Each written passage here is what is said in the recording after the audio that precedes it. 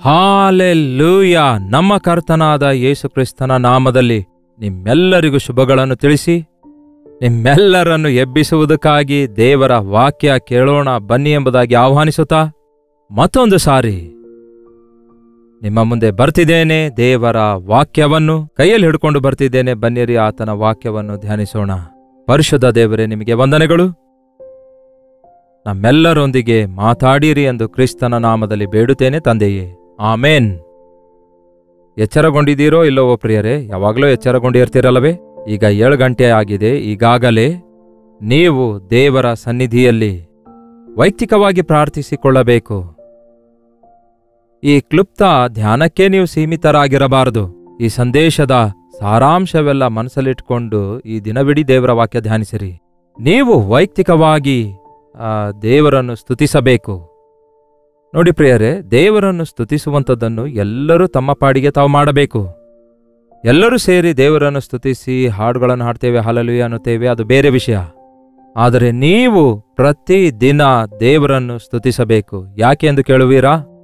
ಲಕ್ಷಾಂತರ ಕಾರಣಗಳಿರ್ತವೆ ನೀವು ಗ್ರಹಿಸಿಕೊಳ್ಳುವುದಾದರೆ. ಎಷ್ಟೋ ವಿಷಯಗಳಲ್ಲಿ ದೇವರ ಮೇಲುಗಳನ್ನು ನಾವು ಅನುಭವಿಸುತ್ತಿದ್ದೇವೆ. ನೀವು ಸ್ತುತಿಸಲು ಶುರು ಮಾಡುವಾಗ ನಿಮಗೆ ಅರ್ಥವಾಗ್ತದೆ ಎಷ್ಟು ಕೊರತೆ ದೇವರು ನೀಗಿಸಿದ್ದಾರೆಂದು. ಎಷ್ಟು ವಿಷಯಗಳಲ್ಲಿ ದೇವರನ್ನು ಸ್ತುತಿಸಬೇಕು, ಎಷ್ಟು ಕೊರತೆ ಆತನು ನೀಗಿಸಿದ್ದಾನೆಂದು ಗೊತ್ತಾಗುತ್ತೆ. ಕರ್ತನನ್ನು ಎಷ್ಟು ನಾವು ಸ್ತುತಿಸುತ್ತೇವೋ ಅಷ್ಟು ಹೆಚ್ಚಾಗಿ ಆಶೀರ್ವದಿಸಲ್ಪಡ್ತೇವೆ. ಆತನು ನಮ್ಮೊಳಗಿರುವಂತಹ ಲೋಪಗಳನ್ನೆಲ್ಲ ಸರಿಪಡಿಸಲು ಬಂದಾತನಾಗಿದ್ದಾರೆ. ನಮ್ಮ ತಪ್ಪನ್ನು ಎತ್ತಿ ತೋರಿಸುವುದಕ್ಕಾಗಿ ಬಂದಾತನಲ್ಲ. ಲೋಕದಲ್ಲಿರುವ ಮನುಷ್ಯರೆಲ್ಲರಿಗೆ ನೋಡಿ ನಮ್ಮ ತಪ್ಪುಗಳೇನೆಂದು ಕಂಡುಕೊಂಡು ಅವು ಯಾವ ರೀತಿ ಹುಡುಕುತ್ತಾರಲ್ಲವೇ, ಪಕ್ಕದಲ್ಲಿದ್ದವರ ತಪ್ಪುಗಳನ್ನು ಕಂಡುಕೊಳ್ಳುವುದಕ್ಕಾಗಿ ಏನೇನೋ ಸರ್ಚಿಂಗ್ ಮಾಡ್ತಾರೆ, ಏನೇನೋ ಅನ್ವೇಷಣೆ ಮಾಡ್ತಾರೆ. ಯಾರ್ಯಾರೋ ಯೂಟ್ಯೂಬ್ನಲ್ಲಿ ಹಾಕಿರುವ ಮಾತುಗಳೆಲ್ಲವನ್ನು ಹುಡುಕಿ ಹುಡುಕಿ ಹುಡುಕಿ ಯಾವುದಾದ್ರೂ ಸುಳಿವು ಸಿಗುತ್ತದೋ ಎಂದು ಹುಡುಕಲು ಬಯಸುತ್ತಾರೆ. ನೋಡಿ ಪ್ರಿಯರೇ, ಈ ರೀತಿ ಎದುರಿರುವ ಒಬ್ಬ ವ್ಯಕ್ತಿಯ ತಪ್ಪು ಕಂಡುಕೊಳ್ಳುವುದಕ್ಕಾಗಿ ಎಷ್ಟರ ಮಟ್ಟಿಗೆ ಅಬ್ಸರ್ವ್ ಮಾಡಿ ಯಾವ ಸುಳಿವು ಸಿಗುತ್ತದೋ ಎಂಬುದಾಗಿ ಬಯಸಿ ಅದನ್ನು ಕಂಡುಕೊಂಡು ಅವಮಾನಗೊಳಿಸುವುದು, ನಿಂದಿಸುವುದು, ದೂಷಿಸುವುದು, ಹೀಯಾಳಿಸುವುದು ಮಾಡ್ತಿರ್ತಾರೆ. ನೋಡಿ ಪ್ರಿಯರೇ, ತಪ್ಪಲ್ಲಿ ಆನಂದಿಸುವುದರಲ್ಲಿ ಏನಿದೆ? ತಪ್ಪುಗಳನ್ನು ಮುಚ್ಚುವುದಕ್ಕಾಗಿ ಬಂದಿದ್ದಾರೆ ನಮ್ಮ ಯೇಸು. ತಪ್ಪುಗಳನ್ನು ತಿದ್ದುವುದಕ್ಕಾಗಿ ಬಂದಿದ್ದಾರೆ ನಮ್ಮ ಯೇಸು. ತಪ್ಪುಗಳನ್ನು ಅಳಿಸಿ ಹಾಕಲು ಬಂದಿದ್ದಾರೆ ನಮ್ಮ ಯೇಸು. ತಪ್ಪುಗಳೇ ಇಲ್ಲದ ರೀತಿಯಲ್ಲಿ ನಮ್ಮನ್ನು ಪರಿಪೂರ್ಣ ಮಾಡುವುದಕ್ಕಾಗಿ ಯೇಸು ಕ್ರಿಸ್ತನು ತನ್ನ ರಕ್ತವನ್ನೇ ಸುರಿಸಿದ್ದಾರೆ.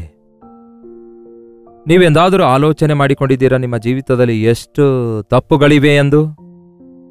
ಪಾಪಗಳು ಅನ್ನುವಾಗ ಅದು ದೊಡ್ಡ ಪದವಲ್ಲವೋ, ಅದಕ್ಕೆ ತಪ್ಪು ತಪ್ಪು ಅಂತ ಹೇಳ್ತಿದ್ದೇನೆ. ಆಜ್ಞೆ ಮೀರುವಂಥದ್ದೇ ಪಾಪ. ಸಕಲ ದುರ್ನೀತಿ ಪಾಪ. ದೇವರ ಮನಸ್ಸುಳ್ಳ ವ್ಯಕ್ತಿ ಮನಸಾಕ್ಷಿಯನ್ನು ಕಾಪಾಡಿಕೊಳ್ತಾನೆ. ಆದುದರಿಂದ ಅಸೂಯೆ, ದ್ವೇಷ, ಕಠಿಣವಾದ ಮಾತುಗಳು, ಅಸಭ್ಯ ಪ್ರವರ್ತನೆ, ಕೋಪ, ದ್ವೇಷ, ಪ್ರತಿಕಾರ, ಇತರರನ್ನು ಅವಮಾನಪಡಿಸುವಂತಹ ವಿಷಯಗಳು, ಇತರರನ್ನು ನಿಂದಿಸುವ ವಿಷಯಗಳು, ಇತರರನ್ನು ಹಿಂಸೆಗೊಳಿಸುವ ವಿಷಯಗಳೆಲ್ಲವೂ ಕೂಡ, ಅಂದರೆ ನಾವು ದೇವರಿಗೆ ವಿರುದ್ಧವಾಗಿ ಅವುಗಳನ್ನು ಮಾಡ್ತಿದ್ದೇವೆ ಎಂದು ಗ್ರಹಿಸಿಕೊಳ್ಳಬೇಕು.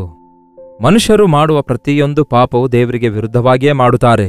ದೇವರಿಗೇನು ಅನ್ನಲಿಲ್ವಲ್ಲವೇ? ನಿಮ್ಮನ್ನೇ ಬೈದಿದ್ದೇನೆ, ನಾನು ದೇವರಿಗೇನು ಅನ್ನಲಿಲ್ವಲ್ಲ, ನಮ್ಮ ಬ್ರದರ್ಗೆ ನಾನು ದೂಷಿಸಿದ್ದೇನೆ, ನಾನು ದೇವರಿಗೇನು ಅನ್ನಲಿಲ್ವಲ್ಲ, ನನ್ನ ಹೆಂಡತಿಗೆ ನಾನು ಬಹಳ ಸಾಯುವಷ್ಟು ಹೊಡೆದಿದ್ದೇನೆ ಎನ್ನುವಂತೆ ಕೆಲವರು ಸಮರ್ಥಿಸಿಕೊಳ್ತಾರೆ.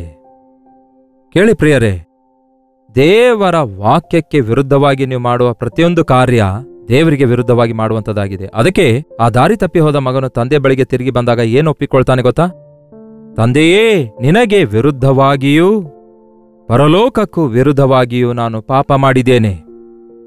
ತಂದೆಗೂ ವಿರುದ್ಧವಾಗಿ ಮಾಡಿದ್ದೇನೆ, ಪರಲೋಕಕ್ಕೂ ಪರಮ ತಂದೆಗೂ ವಿರುದ್ಧವಾಗಿಯೂ ನಾನು ಪಾಪ ಮಾಡಿದ್ದೇನೆ. ನಾವು ಇತರರ ವಿಷಯದಲ್ಲಿ ತಪ್ಪು ಮಾಡುವಾಗ ಅವರಿಗೂ ವಿರುದ್ಧವಾಗಿ ಮಾಡ್ತಿದ್ದೇವೆ, ದೇವರ ವಿರುದ್ಧವೂ ಮಾಡ್ತಿದ್ದೇವೆ. ಅದಕ್ಕಾಗಿಯೇ ದೇವರ ಮುಂದೆಯೂ ಮನುಷ್ಯರ ಮುಂದೆಯೂ ನಮ್ಮ ಹೃದಯಗಳನ್ನು ಸರಿಪಡಿಸಿಕೊಳ್ಳಬೇಕು. ಡೊಂಕುತನವನ್ನೆಲ್ಲ ಸರಿಪಡಿಸಿಕೊಳ್ಳಬೇಕು. ಡೊಂಕುತನ ಅಂದ್ರೇನು? ನೆಟ್ಟಗೆ ನಡಿ ಅಂದಿದ್ದಾರೆ ಯೇಸು. ನಮ್ಮ ಪ್ರವರ್ತನೆ ಯಥಾರ್ಥವಾಗಿರಬೇಕು. ನಮ್ಮ ಪ್ರವರ್ತನೆ ನೆಟ್ಟಗಿರಬೇಕು. ಈ ಕಡೆ ಆ ಕಡೆ ಈ ಕಡೆ ಆ ಕಡೆ ಡೊಂಕಾಗಿ ತಿರುಗಾಡುವ ರೀತಿಯಲ್ಲಿರುವುದಾದ್ರೆ ಅದು ಪರಿಪೂರ್ಣತೆ ಅಲ್ಲ ಪ್ರಿಯರೇ. ನೀವು ಒಂದು ಹಾವನ್ನು ಎಂದಾದರೂ ನೋಡಿದ್ದೀರಾ? ಹಾವು ನೆಲದ ಮೇಲೆ ಹೋಗುತ್ತಿರುವಾಗ ಅದು ನಮ್ಮ ಹಾಗೆ ಸ್ಟ್ರೇಟ್ ಆಗಿ ಹೋಗುತ್ತದೋ, ಇಲ್ಲವೇ ಆಮೆಯಂತೆ ಮೆಲ್ಲಗೆ, ಇಲ್ಲವೇ ಕುದುರೆ ಹಾಗೆ ವೇಗವಾಗಿ ಹೋಗುತ್ತದೋ? ಅದರ ಶೇಪ್ ಹೇಗಿರುತ್ತೆ ನೀವು ನೋಡ್ರಿ. ಅದು ಈ ರೀತಿಯಾಗಿ ಹೋಗ್ತಾ ಇರುತ್ತೆ, ವಂಕಾಗಿ ಡೊಂಕಾಗಿ ವಂಕಾಗಿ ಡೊಂಕಾಗಿ. ಯಾವ ಕಡೆ ಹೋಗುತ್ತೆ ಗೊತ್ತಿಲ್ಲ, ಏನ್ ಮಾಡುತ್ತೆ ಗೊತ್ತಿಲ್ಲ. ಕೆಲವರಂತೂ ತಮ್ಮ ಬದುಕಿನಲ್ಲಿ ಹಾಗೇ ಇರ್ತಾರೆ. ಒಂದು ಸ್ಟೆಬಿಲಿಟಿ ಇರಲ್ಲ, ಒಂದು ಸ್ಥಿರತೆ ಇರಲ್ಲ. ಸ್ವಲ್ಪ ಹೊತ್ತೊಂದು ಮಾತು, ಮತ್ತೆ ಸ್ವಲ್ಪ ಹೊತ್ತೊಂದು ಮಾತು. ಹ್ಞೂ ಅಂತಾರೆ, ಹ್ಞೂ ಅಂತಾರೆ. ಹೋಗ್ತೇನಂತಾರೆ, ಹೋಗಲ್ಲ. ಮಾಡ್ತೇನಂತಾರೆ, ಮಾಡಲ್ಲ. ಮಾತು ಕೊಡ್ತಾರೆ, ನೆರವೇರಿಸಲ್ಲ. ಅಂತಹ ಸ್ಥಿತಿಯಲ್ಲಿ ಇರೋದಾದ್ರೆ ನಾವು ಸೈತಾನನು ನಮ್ಮನ್ನು ಅಸ್ಥಿರರಾಗಿ ಮಾಡುವಂತೆ ಒಪ್ಪಿಸಿಕೊಡ್ತೇವೆ. ಒಂದು ಸಾರಿ ಯೇಸು ಕ್ರಿಸ್ತನು ಸಭಾಮಂದಿರದಲ್ಲಿ ಬೋಧಿಸುತ್ತಿರುವಾಗ ಅಲ್ಲಿ ಒಬ್ಬ ಸ್ತ್ರೀ ಬೆನ್ನು ಬಾಗಿದವಳಾಗಿ ಸ್ವಲ್ಪವೂ ಕೂಡ ನೆಟ್ಟಗೆ ನಿಲ್ಲಲಾರದ ಒಬ್ಬ ಸ್ತ್ರೀಯನ್ನು ಯೇಸು ನೋಡ್ತಾರೆ. ಅನೇಕ ಜನ ಇರ್ತಾರೆ ಸಭಾಮಂದಿರದಲ್ಲಿ, ಆದರೆ ಆ ಸ್ತ್ರೀ ಮಾತ್ರ ವಿಚಿತ್ರವಾಗಿದ್ದಳು. ಆಕೆ ಬೆನ್ನು ಒಂಥರ ಬಾಗಿಕೊಂಡು ಗೂನೆಯಾಗಿ ಅವಳು ನೆಟ್ಟಗೆ ನಿಲ್ಲಲಿಕ್ಕಾಗ್ತಿರಲಿಲ್ಲ. ಆ ಸಮಯದಲ್ಲಿ ಆಕೆಯನ್ನು ನೋಡಿದಂತಹ ಅನೇಕರು ಆಕೆಯನ್ನು ಹೀಯಾಳಿಸುತ್ತಾ ಇದ್ರು. ಕೆಲವರಂತೂ ಮುಖ ತಿರುಗಿಸಿಕೊಳ್ತಿದ್ರು. ಆದರೆ ಯೇಸು ಎಷ್ಟು ದೊಡ್ಡ ದೇವರು ನೋಡಿ ಪ್ರಿಯರೇ. ಎಲ್ಲಿ ಕೊರಗಿದವರಿದ್ದಾರೆ, ನರಳಾಡುವವರಿದ್ದಾರೆ, ಯಾರು ಎಲ್ಲಿ ಬಾಧೆಯಲ್ಲಿದ್ದಾರೆ, ಯಾರು ಚಿಂತೆಯಲ್ಲಿದ್ದಾರೆ, ಎಲ್ಲಿ ಅಪವಿತ್ರರಿದ್ದಾರೆ, ಎಲ್ಲಿ ಪಾಪಿಗಳಿದ್ದಾರೆ, ಎಲ್ಲಿ ಜೀವಿತ ನಾಶ ಮಾಡಿಕೊಳ್ಳುವವರಿದ್ದಾರೆ, ಅವರ ಮೇಲೆಯೇ ಆತನು ದೃಷ್ಟಿ ಇಟ್ಟಿದ್ದಾನೆ. ನಾನು ಆರೋಗ್ಯದಿಂದಿರುವವರಿಗಾಗಿ ಬಂದಿಲ್ಲ, ಆದರೆ ರೋಗದಲ್ಲಿರುವವರಿಗಾಗಿಯೇ ಬಂದಿದ್ದೇನೆ. ಆರೋಗ್ಯದಲ್ಲಿರುವವರಿಗೆ ಅಲ್ಲ, ರೋಗಿಗಳಿಗೆ ವೈದ್ಯನು ಬೇಕು. ಹಾಗೇ ನಾನು ನೀತಿವಂತರಿಗೋಸ್ಕರ ಬಂದಿಲ್ಲ, ಆದರೆ ಒಳ್ಳೆಯವರಿಗೋಸ್ಕರ ಬಂದಿಲ್ಲ, ಆದರೆ ಪಾಪಿಗಳನ್ನು ಹುಡುಕಿ ರಕ್ಷಿಸುವುದಕ್ಕಾಗಿ ಬಂದಿದ್ದೇನೆಂದಿದ್ದಾರೆ ಯೇಸು. ಆಕೆಯನ್ನು ನೋಡಿ, ಆ ಬಾಗಿದ ಬೆನ್ನುಳ್ಳವಳನ್ನು ನೋಡಿ ಯೇಸು ಬಾ ಎಂದು ಕರೆಯುತ್ತಾರೆ. ಆಕೆ ಎಲ್ಲರ ಮುಂದೆ ಆ ಸಭಾಮಂದಿರದಲ್ಲಿ ಎದ್ದು ನಡೆದು ಮುಂದೆ ಬರಬೇಕಾದ್ರೆ ಎಲ್ಲರ ಕಣ್ಣು ಆಕೆಯ ಮೇಲೆ ಬೀಳುತ್ತವೆ. ಹಾಗೆ ನಡೆಯುತ್ತಿರುವಾಗ ಎಲ್ಲರೂ ಆಕೆಯನ್ನು ನೋಡಿದಾಗ ಆಕೆಗೆ ನಾಚಿಕೆಯ ರೀತಿ ಅನಿಸುತ್ತೆ. ಕೆಲವರು ನೋಡಿ ಸುಮ್ಮನೆ ಇರ್ತಾರೋ, ಇವಳು ಏನ್ ತಪ್ಪು ಮಾಡಿದಾಳೋ, ಯಾವ ಪಾಪ ಮಾಡಿದಾಳೋ, ಇವಳ ತಂದೆ ತಾಯಿಗಳು ಏನ್ ಪಾಪ ಮಾಡಿದಾರೋ ಇವಳಿಗೆ, ಅದಕ್ಕೆ ಈ ಶಾಪ ಬಂದಿದೆ ಎಂದು ಮಾತಾಡ್ತಾರೆ. ಏನೋ ಪಾಪ ಮಾಡಿದ್ದಕ್ಕೆ ಈ ರೋಗ ಬಂದಿದೆ ಎನ್ನುವಂತೆ ಈ ದಿನಗಳಲ್ಲಿ ಬಾಧೆಯಲ್ಲಿದ್ದವರನ್ನು ನೋಡಿ ಹೇಳ್ತಿರ್ತಾರೆ ನೋಡಿ. ಅದೇ ನಮಗೆ ಬಂದ್ರೆ ನಾವು ಸಮರ್ಥಿಸಿಕೊಳ್ತೇವೆ. ಎಲ್ಲರ ಮುಂದೆ ಬರಬೇಕಾದ್ರೆ ಬಹಳ ನಾಚಿಕೆ ಅವಮಾನ ಎದುರಿಸಬೇಕಾಗುತ್ತೆ. ಆದರೆ ಈ ಸ್ತ್ರೀ ಆಕೆಯನ್ನು ಕರೆದ ಕೂಡಲೇ ಆಕೆ ಏನ್ ಮಾಡಿದಳು ನೋಡಿ. ಲೂಕನ ಸುವಾರ್ತೆ 13ನೇ ಅಧ್ಯಾಯ 12ನೇ ವಚನ. ಯೇಸು ಆಕೆಯನ್ನು ನೋಡಿ ಹತ್ತಿರಕ್ಕೆ ಕರೆದು ಆಕೆಗೆ, ಅಮ್ಮ. ಯೇಸು ಆಕೆಯನ್ನು ನೋಡಿ ಹತ್ತಿರಕ್ಕೆ ಬಾ ಎಂದು ಕರೆದರು. ಆಕೆಯು ನಡುಬೊಗ್ಗಿ ಹೋಗಿ ಸ್ವಲ್ಪವಾದರೂ ಮೇಲಕ್ಕೆ ಮೈ ಎತ್ತಲಿಕ್ಕಾಗಲಿಲ್ಲ. ಯೇಸು ಆಕೆಯನ್ನು ನೋಡಿ ಬಾ ಎಂದು ಹತ್ತಿರಕ್ಕೆ ಕರೆಯುತ್ತಾರೆ. ಆಕೆ ನಡೆದುಕೊಂಡು ಮುಂದೆ ಬರ್ತಾಳೆ. ಸಭಾಮಂದಿರ ಅಂದ್ರೆ ಕೆಲವು ನೂರಾರು ಜನರಿರ್ತಾರೆ. ಅವರ ಮಧ್ಯದಲ್ಲಿಂದ ನಡೆಯುತ್ತಾ ಯೇಸುವಿನ ಬಳಿಗೆ ಬಂದಾಗ, ಅಮ್ಮ, ನಿನಗೆ ರೋಗ ಬಿಡುಗಡೆಯಾಯ್ತು ಎಂದು ಹೇಳಿ ಆಕೆ ಮೇಲೆ ಕೈಗಳನ್ನಿಟ್ಟನು.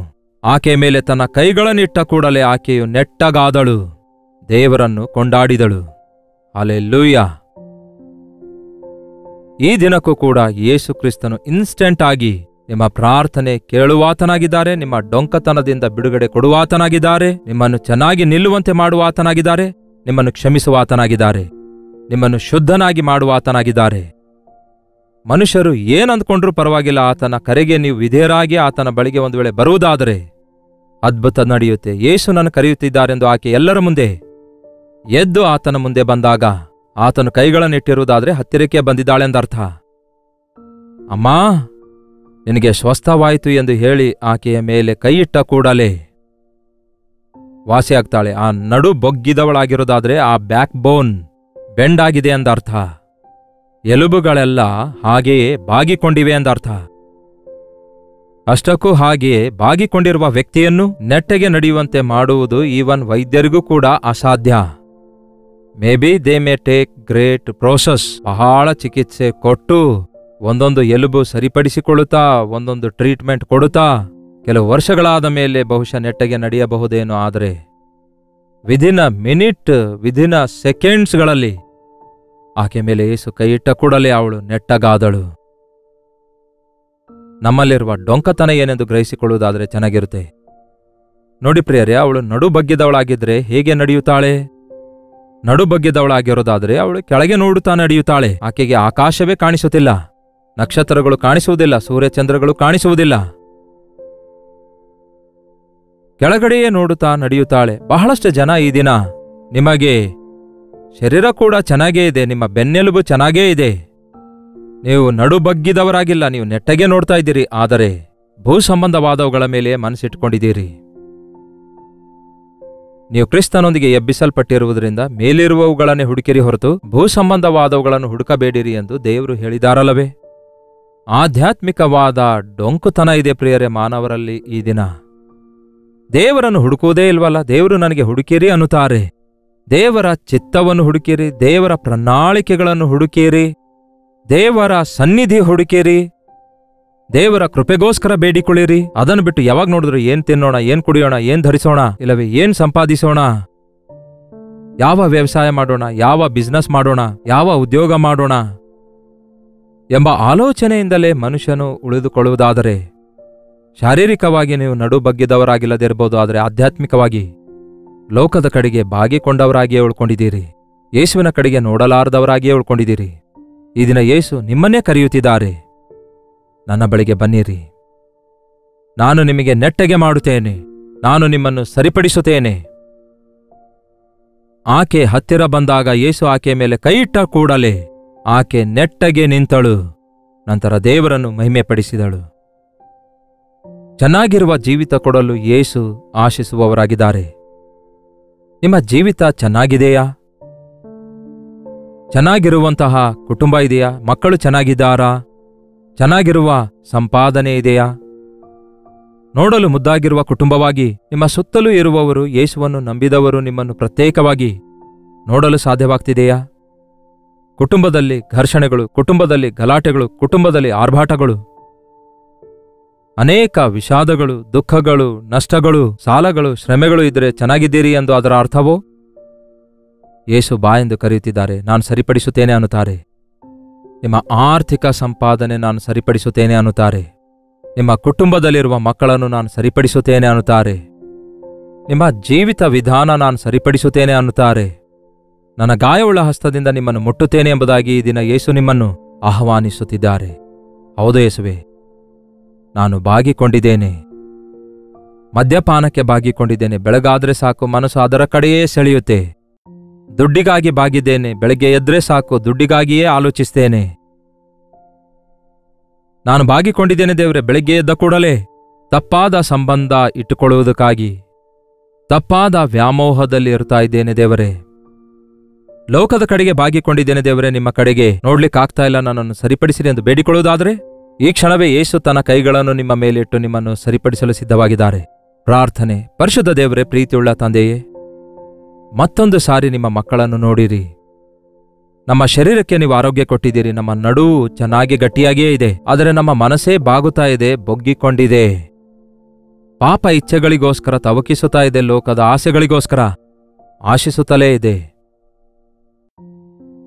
ಮೇಲಿರುವವುಗಳನ್ನು ಬಿಟ್ಟು ಭೂಸಂಬಂಧವಾದವುಗಳ ಮೇಲೇ ನಾವು ಮನಸ್ಸಿಟ್ಟುಕೊಂಡು ಮರಣದ ನಂತರ ಜೀವಿತ ಇದೆ ಎಂಬ ಸಂಗತಿಯನ್ನು ಮರೆತು ನಿತ್ಯ ಜೀವದ ವಾರಸುದಾರರಾಗಿರಬೇಕೆಂಬ ಆಸೆಯನ್ನು ಬಿಟ್ಟು ತಾತ್ಕಾಲಿಕವಾಗಿ ಈ ಹೋರಾಟಗಳು ಸಾಕು ಅನ್ನುತ್ತಲೇ ಯಾರ್ಯಾರು ದೇವರೇ ನಿಮ್ಮಿಂದ ದೂರವಾಗಿದ್ದಾರೋ ಅಂಥವರನ್ನೆಲ್ಲ ಈ ಸಮಯದಲ್ಲಿ ಕನಿಕರಿಸಿರಿ. ನಿಮ್ಮ ಮಡಿಲಿಗೆ ಸೇರುವುದಾದರೆ, ನಿಮ್ಮ ಗಾಯವುಳ್ಳ ಹಸ್ತದಿಂದ ನೀವು ಮುಟ್ಟುವುದಾದರೆ ನಿಷ್ಪ್ರಯೋಜಕರನ್ನು ಪ್ರಯೋಜಕರನ್ನಾಗಿ ಮಾಡುತ್ತೇನೆಂದು, ರೋಗಿಗಳನ್ನು ಸ್ವಸ್ಥಪಡಿಸುತ್ತೀರೆಂದು, ಪಾಪಿಗಳನ್ನು ಕ್ಷಮಿಸಲು ಅಧಿಕಾರ ಉಳ್ಳವರಾಗಿದ್ದೀರೆಂದು, ಪ್ರತಿ ದೋಷದಿಂದ ನಮ್ಮನ್ನು ನೀವು ಬಿಡಿಸುತ್ತೀರಿ ಎಂದು ನಂಬುತ್ತಾ ನಿಮಗೆ ವಂದನೆಗಳನ್ನು ಸಲ್ಲಿಸುತ್ತೇವೆ.